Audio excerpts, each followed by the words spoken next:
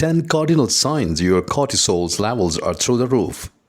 Hello, today we are going to talk about the top 10 signs that your cortisol level is too high. Because cortisol is frequently referred to as a stress hormone and because they are frequently used interchangeably. Many people mistakenly believe that stress and cortisol are synonyms.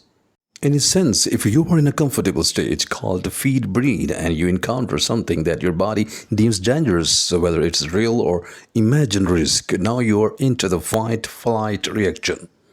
Stress is a neurological adaptation where your body adapts. Your pupils will dilate to allow you to take in more light and see more of the danger that is present. Your blood pressure, heart rate, and muscles will also increase as your body shifts its priorities and resources in order to prepare you for that fight or flight situation. In order to fight or flee, you will need more blood in the muscles, so this is why your muscles will tense up.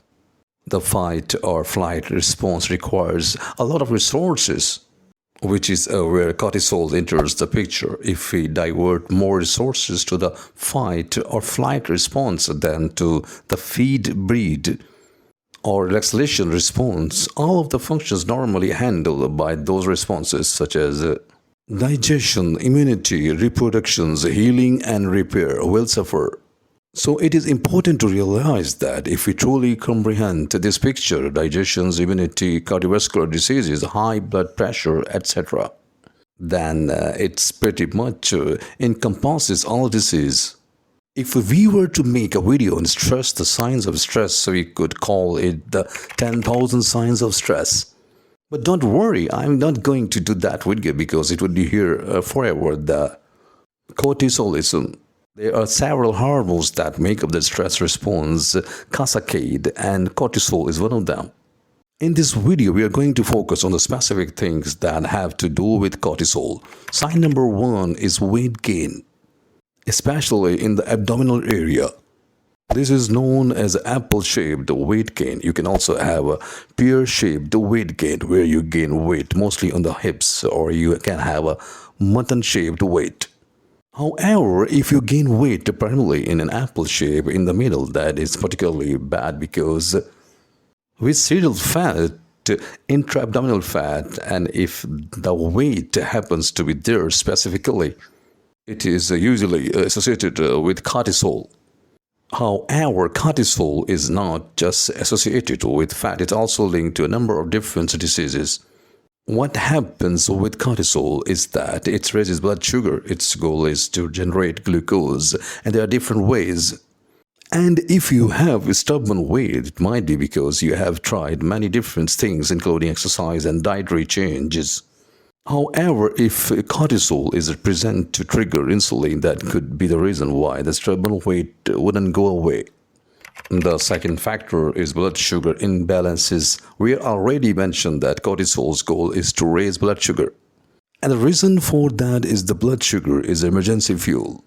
The body prefers to burn fat for the baseline for a nice steady energy supply, but if we need a little extra energy, such as when we are being pursued by a wild animal, we are going to need a sugar so we can break that down when we can breathe quickly. Enough to oxidize and burn that fat, we are going to need just a little buffer, and that's why glucose is the emergency fuel. We do not have wild animals chasing after us because if they did, we could have to expend all that energy so the body produces glucose, but we burn through it when the stress is emotional. This means that instead of using up extra energy, we are simply raising blood sugar, which causes insulin to rise. If this happens repeatedly, it can lead to type 2 diabetes and increased insulin resistance. Now, this might be natural cortisol produced in response to stress, or it may be a synthetic form known as cortisones. So sometimes when people have prolonged periods of intense stress or take a course of cortisone, it could be the factor that tips the scale, though it is uncommon. The thing is going to include diabetes on its own, even with ideal genetics at a great diet. But if you are already headed in that direction, it might just tip the scale. The next warning indications is the possibility of cravings or changes in appetite. Once more, cortisol goal is to elevate blood sugar levels. However, there are three different ways the body can do that. Basically, the first is to break down glycogen, which is a small amount of carbohydrates stored in the liver and muscle that you can begin breaking down. The second is to convert something else such as glycerol or protein amino acids into glucose, which is number two. However, the third and most potent method is to consume additional carbohydrates, which is known as cravings. This is why there are vending machines on every corner of every building, schools, and gas station.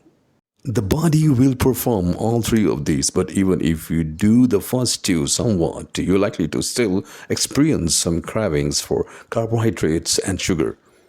However, there is another type of a craving that we may experience because stress affects the adrenal glands. When we are under stress, the adrenal glands that sits on the top of the kidney must produce the hormones and adrenaline and cortisol.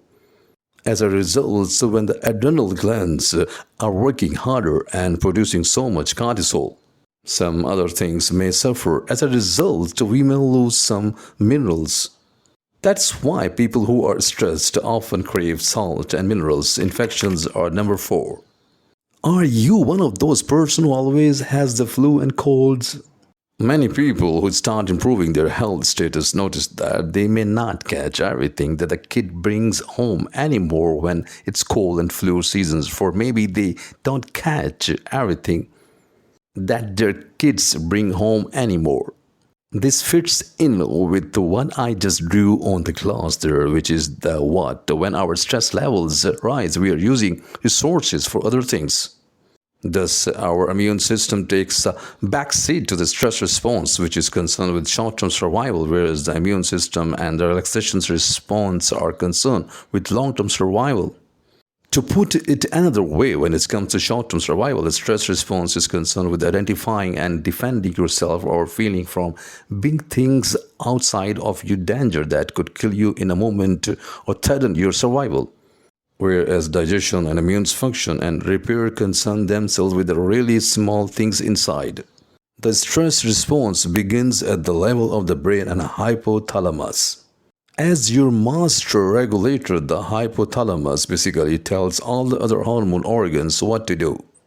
As a result, it releases something called corticotropion releasing hormone, which is the start of the stress response and ultimately results in the cortico, which sounds a lot like cortisol. The fifth issue is that women may notice their menstrual periods becoming erratic or disappearing altogether. That is exactly what it is, and when the cortisol rises, the gonadotropin releasing hormone falls. Therefore, anything that involves triggering the reproductive system will be inhibited by the stress response. Which also makes sense because if you're in a battle zone and your body or brain thinks it's too risky to have a baby or reproduce, it may decide that we will just disable that feature until the situation is more secure. Sixth, a lot of people are worried about osteoporosis because cortisol directly inhibits the bone-building osteoblasts by turning them off while simultaneously increasing the activity of the bone-breaking osteoclasts. This is a double whammy, but it also prevents calcium from being absorbed even when you eat calcium.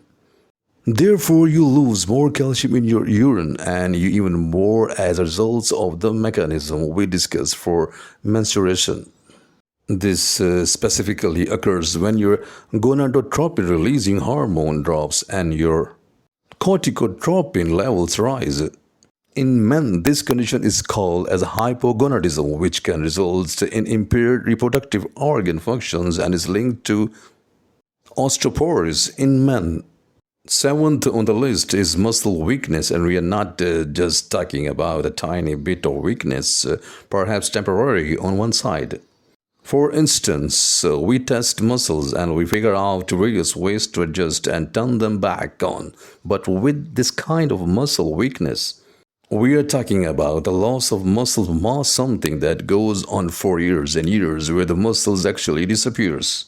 Part of this mechanism is gluconeogenesis. When cortisol levels are high, we try to make sugar blood and we increase glucogenesis. But if this is chronic, then we are going to get it from breaking down protein to some extent.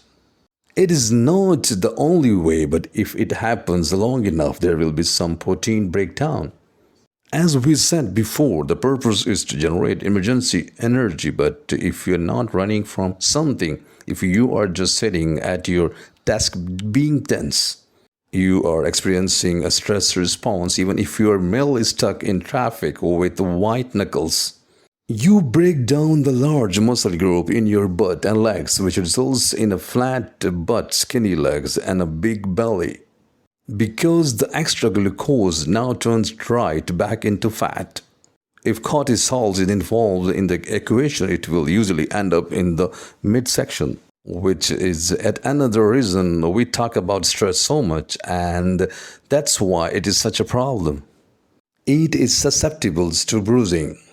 Because cortisol, as we just discussed, breaks down protein in connective tissues as well as a large muscle group, making tissue more fragile. When you hit something and you almost always get a bruise, that could be a sign of high cortisol. What about things like cortisone shots? Well, that's kind of the same thing. You want to be very careful with these cortisone shots, and if you feel desperate and have to administrate them, then perhaps do so. Cortisone and cortisol are the same substance, except that they are administered. They reduce inflammation but also make tissue more brittle. 9. High levels of cortisols may slow down healing. Again, cortisols and cortisones are all the same substance, and the reason we took that cortisone shots was to inhibit inflammation. However, inflammation is also very important. The body produces it for a reason, and the only time it becomes a problem is when it is out of balance. In fact, inflammation is the first stage of healing, and if we do not have that first stage, very little healing. Number 10 is insomnia or lack of sleep, which is prevalent that we estimate that 50% of people who visit the doctor have this as one of their main concerns. There is a gland in the brain stem called the pineal gland, which gets its name from the fact that it is shaped like a pine cone and produces the hormone melatonin, which controls your circadian rhythms and lets you know when it is time to go to bed. Then there are two factors that will counteract the activity that will turn off that melatonin. The first is light, which makes obvious given that we should sleep when it is dark, yet when light enters the eye, it stimulates numerous biological processes turning off that melatonin. Cortisol is another factor that inhibits melatonin, and that makes sense as well. Because the triglycerol should wake you up quickly if it enters your cave while you're sleeping. The tiger's growl causes a stress response which causes cortisol. The tiger's growl causes a stress response which causes cortisol, which shuts off the melatonin like nothing else. If you like this video, you will adore that one.